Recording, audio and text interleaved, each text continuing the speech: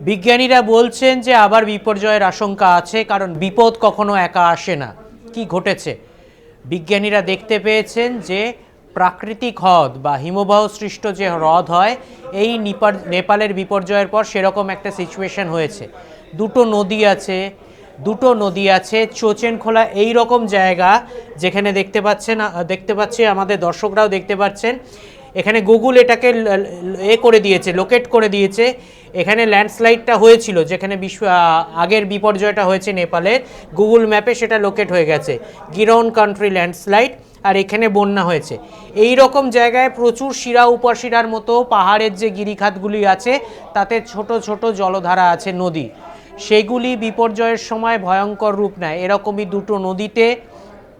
দুটো নদীর সংযোগ স্থল, যেগুলোকে তিব্বতে নাম হচ্ছে চোচেনখোলা, এবং আরেকটি নদী, সেই দুটি নদীর সংযোগ স্থলে একটা ন্যাচারাল ধস নেমে একটা ন্যাচারাল বাঁধ হয়ে গেছে। সেই বাঁধে এবার জল জমেছে, সবার অলক্ষ্যে জমেছে, কিন্তু নেপালে এই বিপর্যয়ের পর হঠাৎ স্যাটেলাইট পিকচারে দেখা গেছে ওই অস্থায়ী বাঁধে একটা অস্থায়ী জলাধার তৈরি হয়ে গেছে। তাতে 20 লক্ষ কিউবিক মিটার, 20 লক্ষ ঘনমিটার জল জমে আছে, বিশাল একটা জল। এবং শুধু তাই নয়, যেহেতু তিব্বতের এই রিজিয়নটায় বৃষ্টি হচ্ছে, কন্টিনিউয়াস ফ্লো ওই জলাধারে জমা হচ্ছে, এবং আগামী 3 দিনে আরও 30 লক্ষ কিউবিক মিটার জল ওই জলাধারে জমা হবে। মানে একটা বিপুল জলের চাপ তৈরি হবে, মোট 50 লক্ষ কিউবিক মিটারের। বৃষ্টি বাড়লে চাপ আরও বাড়বে। এরকম পরিস্থিতিতে এই যেগুলো জলাধারে জমা হয়, এভাবে ধস নেমে কৃত্রিম জলাধার তৈরি হয়ে যায়, যার পাঁচিল খুব দুর্বল হয় একদিকের, এবং তার ওপর ক্রমশ জলের চাপ যখন বাড়তে থাকে তখন তাকে বলা হয় জলবোমা। এবং এই জলবোমাটা টাইম বোমার মতোই, কখন ফাটবে কেউ জানে না। এই রকম জলাধারের পরিস্থিতি, বিজ্ঞানীরা বলছেন আগামী 3 দিনে সেখানে আরও 30 লক্ষ কিউবিক মিটার জল জমবে।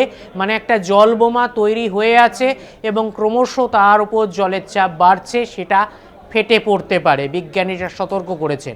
এবার সেটা ফেটে পড়লে সেটা ডাউনস্ট্রিমে কোন খাত দিয়ে বয়ে আসবে সেটা এখনও স্পষ্ট নয়। এটা জাস্ট এখন তথ্য দেওয়ার পর্যায়ে আছে। এই বিপর্যয় কাটিয়ে ওঠার পর পরের বিপর্যয় নিয়ে ভাববে, না অবিলম্বে ওটার কোনোভাবে জলটা বের করে দিয়ে এই লাইনে বার করে দিয়ে কোনো রকমে বড় বিপর্যয় ঠেকানো হবে, সেই সিদ্ধান্ত বিজ্ঞানীরা পরে নেবেন। দুই দেশের সমঝোতায় নিতে হবে, কারণ এটা চীন আর নেপাল দুটি দেশেই এফেক্ট পড়বে।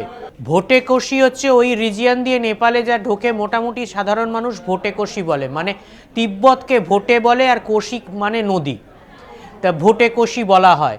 এবার নেপালে যেটা বলা হচ্ছে, যে দুটি নদীর সংযোগস্থলে হয়েছে সেম রুট, ত্রিশুলি, মানে ভোটেকোষি তিব্বতে নেপালে ঢোকার পর সেটা হয়ে যায় ত্রিশুলি হয়ে যায় ভারতে ঢোকার সময় গণ্ডক।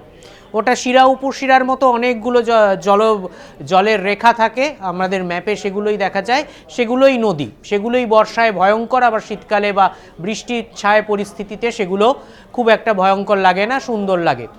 এবার এই ভোটেকোষি যে রিভার, যে সেম ব্লেড, সেই সেম বেডে ওই জলটা নেমে আসতে পারে, যেটা এখন টাইম বোমার মতো টিকটিক করছে বলে বিজ্ঞানীরা সতর্ক করে দিচ্ছেন।